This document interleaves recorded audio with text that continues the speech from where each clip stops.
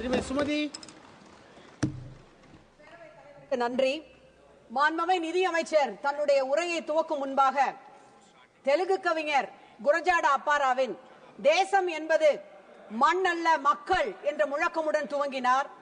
அவருக்கு நானும் திராவிடம் என்பது வெறும் மண் இடம் மட்டுமல்ல, கால்வெல் அவர்களால் உலகில் மிக குறைவான அறிவு மூட நம்பிக்கை உடையவர்கள் திராவிட மக்கள் என்று சொல்லப்படுகின்ற பெருமை மிகுந்த இனம், அந்த இனத்திலே ஒருவராக பெரும்பான்மையாக இருக்கின்ற தமிழ்நாட்டு மக்கள் இந்த பட்ஜெட்டிலே புறக்கணிக்கப்பட்டிருக்கிறார்கள் எனும் வேதனையோடு யாமறிந்த மொழிகளிலே தமிழ் மொழி போல் இனிதாவது எங்கும் காணோம் எனும் பாரதியார் புகழுரைத்த தமிழில் உரையை துவங்கி மேலே துவங்குகின்றேன்.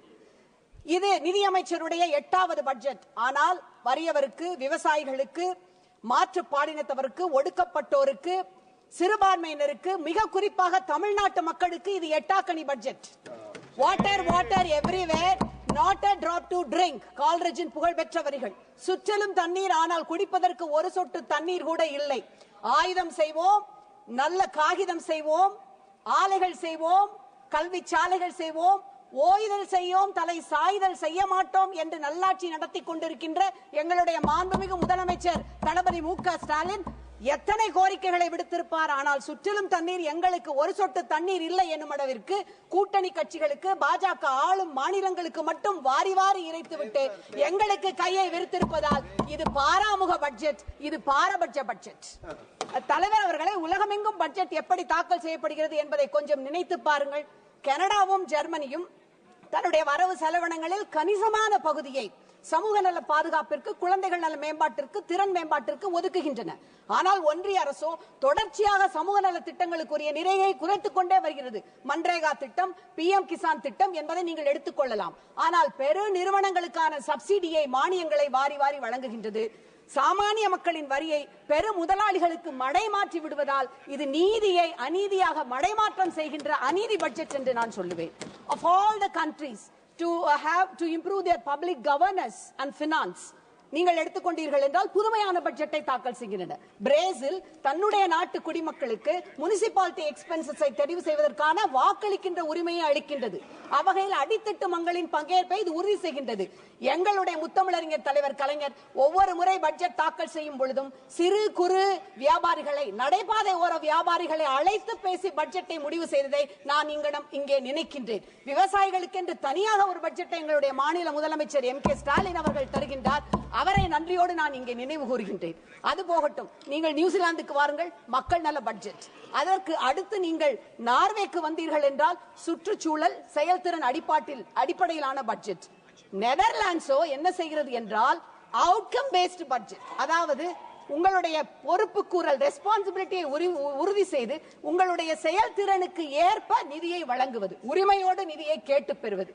சமீபத்திலே ஒன்றிய அமைச்சர் ஒருவர், எங்களுடைய வரியை நாங்கள் அதிகமாக வழங்குகின்றோம், எங்களுக்கு நிதியை கொடுங்கள் என்று தமிழ்நாடு கேட்பது என்பது அற்பத்தனமானது என்று சொல்லி இருக்கின்றார். அற்பத்தனமானது என்றால் தமிழ்நாட்டிற்கு PM ஸ்ரீ திட்டத்திற்கு வழங்கப்பட்ட 2152 கோடி ஒரு நிதியை பீகாருக்கும் உத்தரப்பிரதேசத்திற்கும் அனுப்பிவிட்டது அற்பத்தனமானது இல்லையா? அதை நாங்கள் அவர்களிடம் கேட்க மாட்டோமா? நினைத்து பாருங்கள். நீங்கள் எப்பொழுது பார்த்தாலும் சரி, பீகாருக்கு வழங்குங்கள், எங்களுக்கு அதிலே மாற்று கருத்து இல்லை. பீகாரிலே வெள்ளம் ஏற்பட்ட பொழுது 2008ஆம் ஆண்டு அப்பொழுதைய முதலமைச்சராக இருந்த எங்களுடைய டாக்டர் கலைஞர் தான் பீகாருக்கு 10 கோடி ரூபாய் வெள்ள நிவாரண நிதியாக அனுப்பி வைத்தார். அந்த மாநிலமும் அவர் இறந்த பொழுது துக்கம் அனுஷ்டித்தது, அதிலே மாற்று கருத்து இல்லை.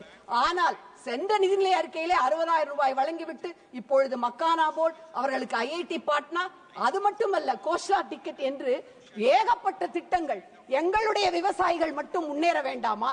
தலைவர் அவர்களே, ஒதுக்கப்பட்ட நேரம் இன்னமும் கூட கொஞ்சம் இருக்கின்றது. நினைத்து பாருங்கள், மகாராஷ்டிராவிற்கு 39,000 கோடி. ஆனால் எங்களுக்கு என்று ஒதுக்கப்பட்ட எந்த விதமான பெரிய அறிவிப்புகள் எதுவும் இந்த திட்டத்திலே கிடையவே கிடையாது. தமிழின் தொன்மையை இரும்பின் தொன்மை கொண்டு அறிவித்திருக்கின்றார் எங்களுடைய முதலமைச்சர். ஆனால் தமிழுக்கு என்று போன இதிலே 22 கோடி, இப்பொழுது ஹிந்திக்கு 1000 கோடி ரூபாய்க்கு மேல் ஒதுக்கிவிட்டு 84 கோடி தான். அன்பிற்குரிய பேரவை தலைவர் அவர்களே, இவர்களுடைய எக்கனாமிக் சர்வேயை எடுத்துக்கொள்ளுங்கள். தமிழ்நாடு 56% தேசிய ஜிடிபியை விட அதிகம் என்று சொல்லுகின்றது. தமிழ்நாடு 9% ஜிடிபிக்கு பங்களிக்கிறது என்று சொல்லுகின்றது. கல்வி, மருத்துவம் 2 minutes கல்வி, மருத்துவம் அனைத்து துறைகளிலும் தரவரிசை பட்டியலிலே தமிழ்நாடு முதல் இடத்தில் 3 இடங்களில் வகிக்கின்றது. வஞ்சித்தால் எப்படி நியாயம்?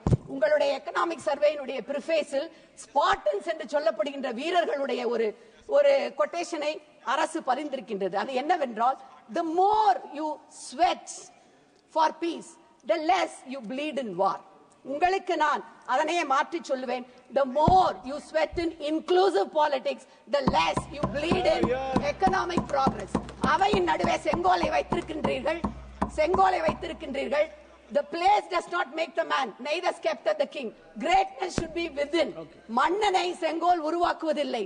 அரும்பெரும் நற்குணங்கள் உள்ளிருந்து வர வேண்டும்.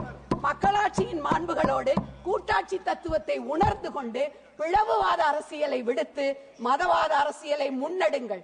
நாடு நலம் பெறும், மக்கள் செழிப்புற்று மகிழ்ச்சியோடு வாழ்வார்கள். திரு உதய் ஸ்ரீனிவாஸ்